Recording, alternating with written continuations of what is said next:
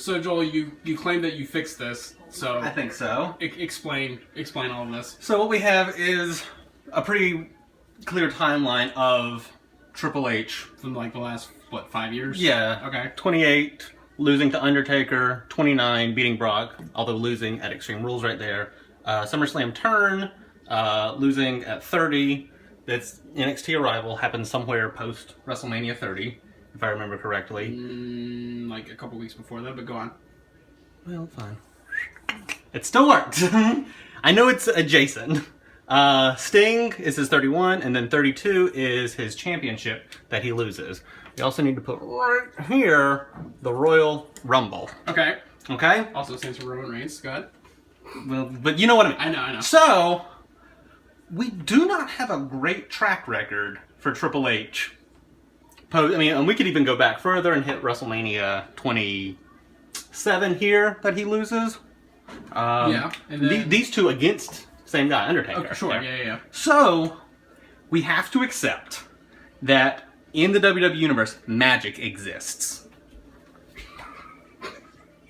It's just we flat out do. The Undertaker is clearly magic. Okay. Kane. I know you don't want to be on camera, but I need actual evidence of you saying this. He's so earnest. So explain to me why we have to assume magic exists in WWE. Because if everything is still canon in kayfabe, the Undertaker is magic. The Undertaker can shoot lightning from his hands. Okay. Kane can make fire appear out of nowhere. Well, out of the turnbuckles, but go on. Okay, he only chooses to only send it out of the turnbuckles. In kayfabe, he shoots fireballs out of his hands. Right. He just, for whatever reason, chooses not to employ that in his wrestling. Okay. Even in a no-holds-barred match. Some shitty magic. I don't know why. But he can do it. He can throw fireballs, they can shoot lightning. Okay, There's lots of... So how does that pertain to Triple H? So, we are not privy to the limit of the Undertaker's powers. Okay. However, knowing Triple H and knowing the character of Triple H, he has to assume the only reason he loses 2 years in a row is through unfair magic. Okay. So Triple H, at some point in this question mark timeline, between WrestleManias 28 and 29, is seeking out a magical solution to his loss. Okay. I mean, you do realize he did have a SummerSlam match against Brock Lesnar in that question mark timeline. And he did what to it? He lost. Oh yeah, okay, he did lose. Okay. So there's somewhere in there where he finds a magical solution to magically drain the weakness from himself. Okay. And at which point he challenges right here with all the magic drained from him and beats Brock. Okay. However, we do have to explore the Brock character for a second. Okay. Brock Lesnar is not just a single person. Brock Lesnar is a character that when he loses, he is immediately ramped up to a level that makes him capable of then beating the thing that previously beat him. It's basically the Hulk. Okay. So, because when Brock has not, since his return in 2012, he's not lost to anybody for good. He lost to Triple H here, and then ramped up to beat Triple H level, and then beat him again at Extreme Rules. Same thing with John Cena. He lost to John Cena, and then ramped himself up to beat John Cena levels, and then hasn't lost to John Cena since. Okay. That's just how Brock Lesnar works. So, the magic didn't work. I mean, it worked technically because he was stronger and he beat Brock, but then Brock doesn't happen. So, magic, as we all know, magic comes with a price. Sure. We all know this.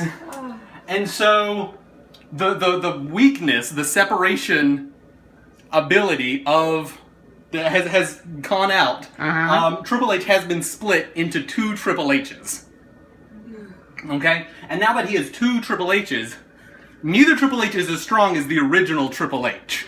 Okay. However, we now have 2, so we have Triple H here split into 2 separate Triple H's.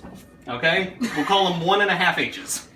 And this first 1.5 H over here, he has gone over to NXT. That's his focus, while this one came over here, and right around this time, formed the Authority. Okay. So this is the point in the timeline where both Triple H's have completely manifested into their own separate entity of Triple H. Okay. And you can tell which Triple H you're watching depending on what they come out to musically.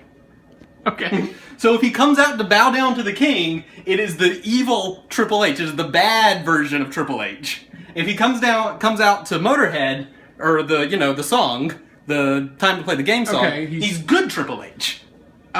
Question. Yes. He came out to Royal Rumble with his regular theme music. That was good Triple H. Oh, okay. Because he won. Because good Triple H wins through goodness. He's Superman. He wins through good, but he's a heel at the time. But it's a morality play.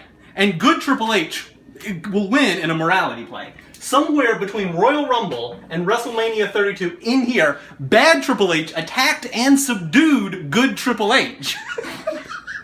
Which is why good Triple H has not appeared on WWE television. Exactly. Or not the main roster television. It's just exactly. That's why at Roadblock we had bad Triple H.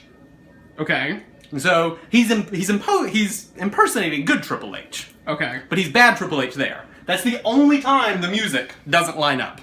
Because he's impersonating bad Triple H. Okay. So you're saying bad Triple H is the one who interfered with the match at the last pay-per-view? Recently, most recently, that was bad Triple H. Okay. So, bad Triple H, and who is at 32, has not been seen since. Is that why Stephanie doesn't really understand everything? That's why Stephanie doesn't understand. That's what got us on this whole thing to begin with. And that's what... Because Stephanie has to know... Stephanie has to know that there are two Triple H's. Stephanie interacts with Triple H enough. She has figured out that there are two different Triple H's. That's why she's clueless as to what this bad Triple H is up to. Exactly. She knows about good Triple H, but she doesn't know the whereabouts of bad Triple H. We don't know.